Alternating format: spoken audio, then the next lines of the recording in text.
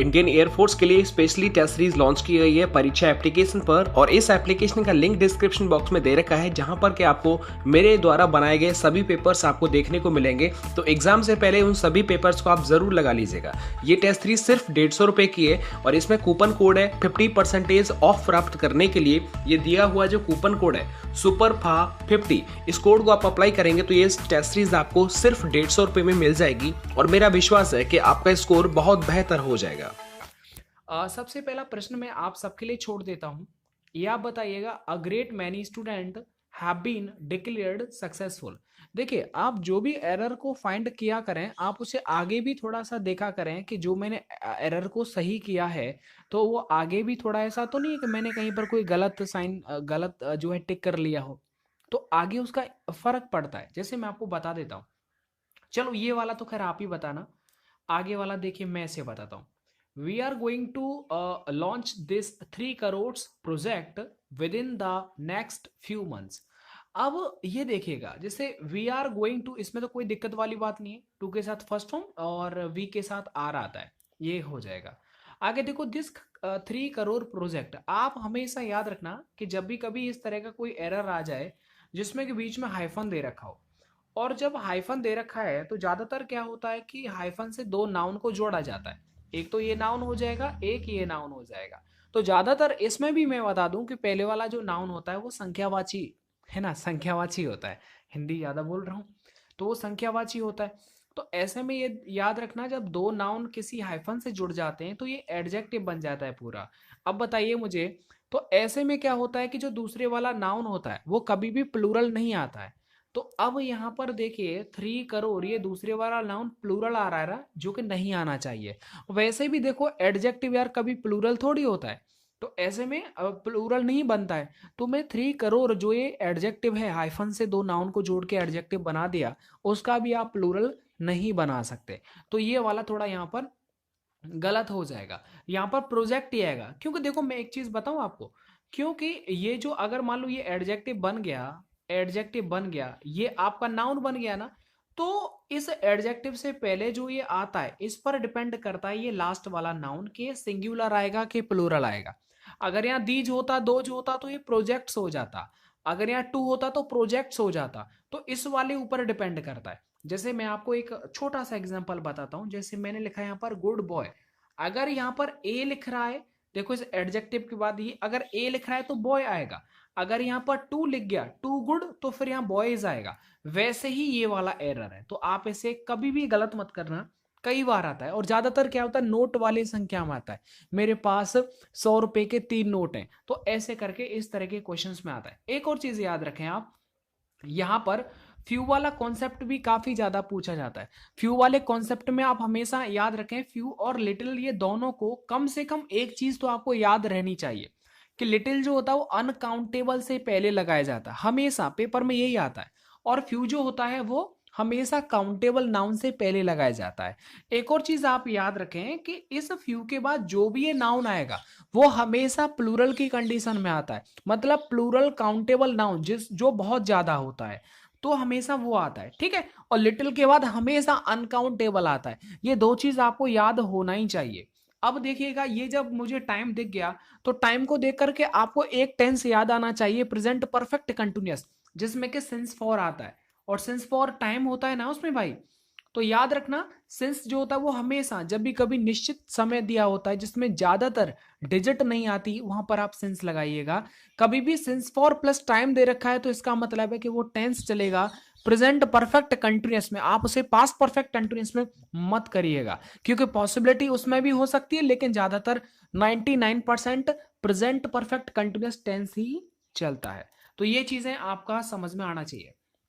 आगे देखिएगा, आगे देखिएगा, आगे आगे, if I had help him he. देखिए, जब भी आप देखो, एक आपकी पकड़ ये होनी चाहिए, या फिर मैं हूं या फिर कोई भी एक कोई भी स्टूडेंट क्यों ना हो, देखो आप हमेशा जब भी आप इसे आप लगा रहे हैं तो अगर आपको जैसे देखा ये कंडीशनल है तो कंडीशनल के तीनों चारों आपको याद आ जाना चाहिए, तो मतलब आपकी पढ़ाई सही चल रही है।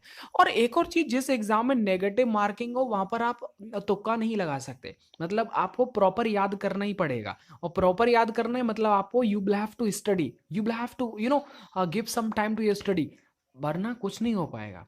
टाइम देना पड़ेगा पूरा मंथन से।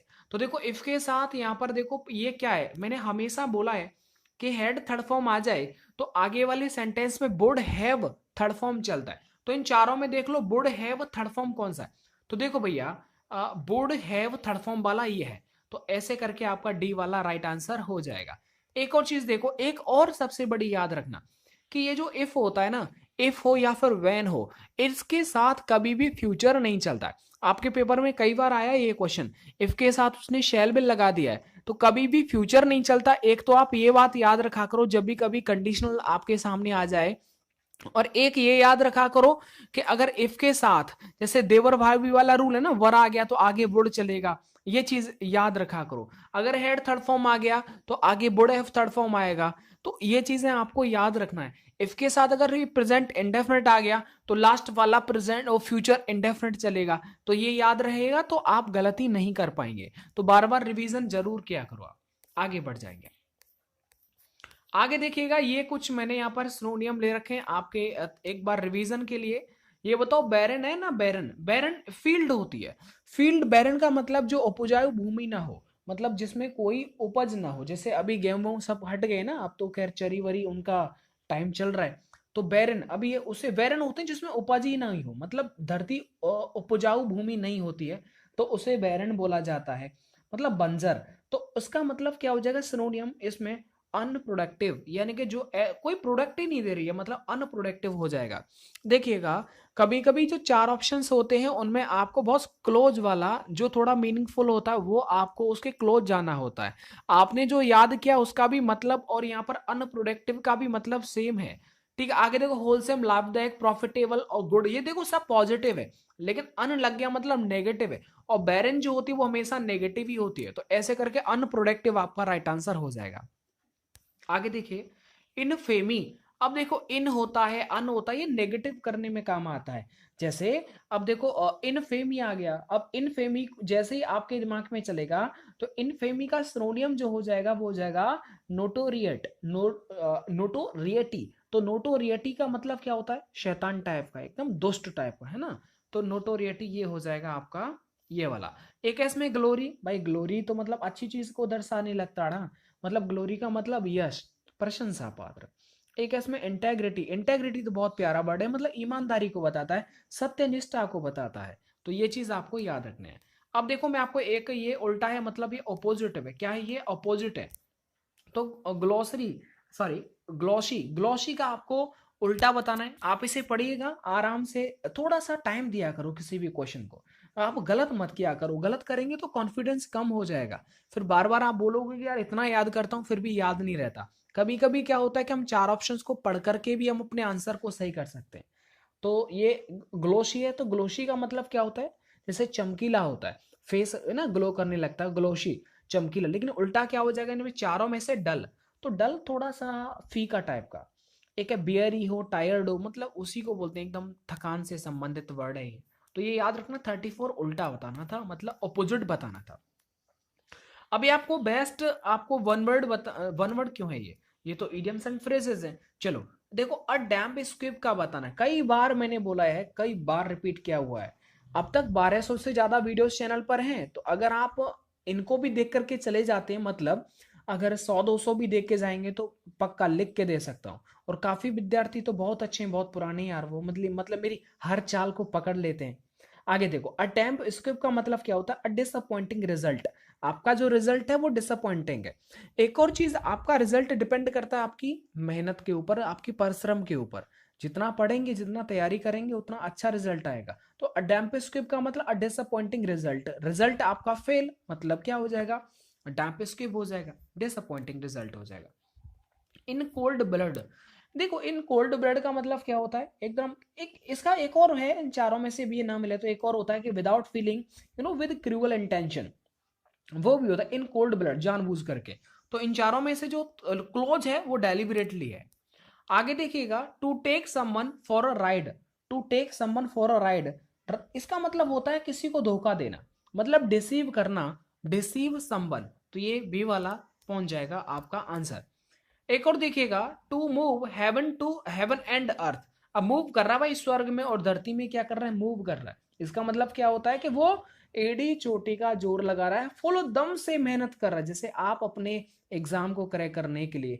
अब आप जानते हैं ना कि यार मतलब जो इकोनॉमिक स्लो डाउन आ चुका है, उसके दरमियान आपका जो वैकेंसीज है वो थोड़ा लेट ऊपर नीचे हो सकता है, इसलिए आप अपना पूरा दम लगा करके पढ़िएगा।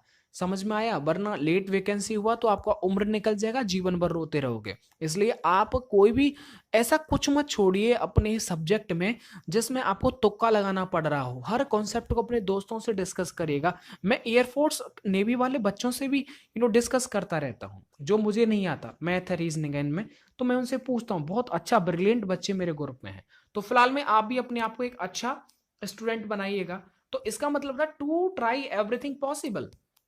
आगे देखिए, टू स्मेल अ रैट, मतलब क्या होता है, चूहे की क्या आ रही है, स्मेल आ रही है।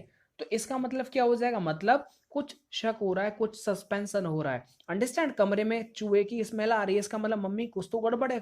अब ऐसे तो नहीं कह सकते आप तुरंत कि मम्मी चूहा मर गया, ऐसा तो नहीं कह सकते ना। इसका मतलब है पहले आप सस्पेंशन सस्पिशियस हो जाएंगे, मतलब शक, थोड़ा सा शक करेंगे। तो इसका मतलब to be suspicious is the right answer. जी आगे बढ़ जाएगा। आगे देखिएगा, we had a grand party and we enjoyed very much. ये 45 क्वेश्चन है और आप इसे गलत मत करिएगा। इन चारों में से आपको बताना है कि भैया इन चारों में से कौन सा राइट है। इस वाले सेंटेंस की जगह कौन सा आप लिख सकते हैं, राइट। ये आप गलत मत करिएगा। हमेशा मैंने एक बार आपको बोला है भाई। अब देखिए, कुछ बच्चे सोचेंगे सर जी हेड के बाद तो थर्ड फॉर्म आती है, गुरुजी यहाँ पर कोई थर्ड फॉर्म क्यों नहीं आई। तो मैं एक बात बोलूंगा, थर्ड फॉर्म सेकंड फॉर्म ये हमेशा वर्ब की होती है। जब वर्ब नहीं दे रखी है तो अब बताओ थर्ड फॉर्म क्यों आएगा, राइट है ना। जब आपकी शादी नहीं हुई तो आप दुल्हन कैसे आएगी, वैसे ही जब कोई वर्ब ही नहीं है तो थर्ड फॉर्म कैसे आएगा। अब आगे एक और चीज आप देखिएगा कि वी इंजॉयड, हमेशा मैंने बोला है इस इंजॉय वर्ब को देख करके आप चुप मत रहा करो।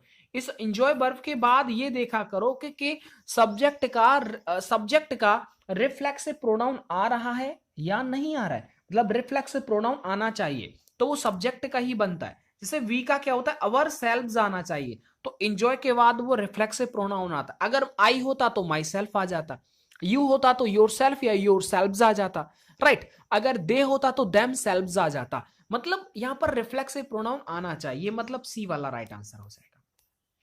चलेगा। अब आपको एक और चीज बताना है, N inscription on a Tom.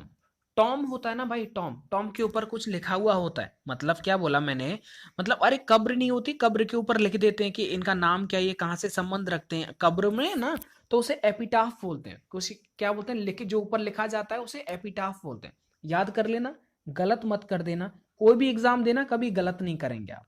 एक और देखिएगा, एक और बेस्ट है इसमें कि release of a prisoner from jail on a certain terms and condition. अब एक इसका मतलब है किसी प्रिजनर, किसी कैदी को कुछ सर्टेन टर्म्स कंडीशंस के ऊपर किसी को रिहा करना। उसे अंग्रेजी में क्या कहते हैं, जैसे संजय दत्त को मिलता था ना पहले, तो वो होता है पैरोल, बोलते हैं उसे पैरोल। पैरोल का मतलब होता है कुछ निश्चित शर्तों पर किसी कैदी को निश्चित समय के लिए छोड़ देना, वापस उसे फिर दोबारा से जो है जेल में आना है। किसी की बहन की शादी है तो वो जाएगा फिर वापस आ जाएगा, तो वो पैरोल हो जाएगा। पार्डन का मतलब होता है माफ कर देना किसी को, प्लीज पार्डन मी। आगे देखो, एक है ना पार्डन प्लीज, एक और होता है loss of memory. Loss of memory का मतलब जिसकी याददाश्त खो गई हो, मतलब एमनेजिया। तो एमनेजिया वर्ड होता है जिसकी मेमोरी चली जाती है, एमनेजिया, राइट, याददाश्त जो है इधर उधर हो जाए। एक है इसमें नींद न आने वाली बीमारी, उसे बोलते हैं इनसोमनिया। सोमनिया मतलब सोने जैसी साउंड आ रही है, तो ये सी वाला सोने से संबंधित होता है। आगे देखो, टू स्ट्रगल हेल्पलेसली, मतलब इतना मेहनत कर रहे हैं जिसका कुछ अर्थ नहीं निकल रहा है। मतलब क्या हो गया कि क्या बोले, असफल हो जाना, एक तरह से ये बोल सकते हैं। टू स्ट्रगल हेल्पलेसली मतलब एक तरह से असफल हो जाना, फेल हो जाना, मतलब फ्लाउंडर। तो flounder is the right answer इसका हो जाएगा। ठीक है, असहाय रूप से संघर्ष करना, कोई साथ नहीं दे रहा है। आगे देखिए, एक है फंबलर। तो फंबल का मतलब क्या होता है? गड़बड़ना। कोई आपका कोई कैलकुलेशन किया, वो फंबल हो गया तो वो गड़बड़ा गया। जंबल हो गया, जंबल अलग आपने देखा होगा, तो वो चीज अलग है। चलेगा दोस्तों, मिलता हूं मैं आपको नेक्स्ट वीडियो के साथ। वीडियो को लाइक एंड शेयर करें, और ये भी मत करो, बस आप प्रैक्टिस करते रहें, पढ़ते रहें। डिस्क्रिप्शन मैंने लिंक दे रखा है, आप उनको फॉलो करिएगा, और बहुत सारी वीडियोस का लिंक दे रखा है, वहां से भी उनको आप पढ़िएगा। पढ़ेंगे तो अच्छा रिजल्ट आएगा। धन्यवाद।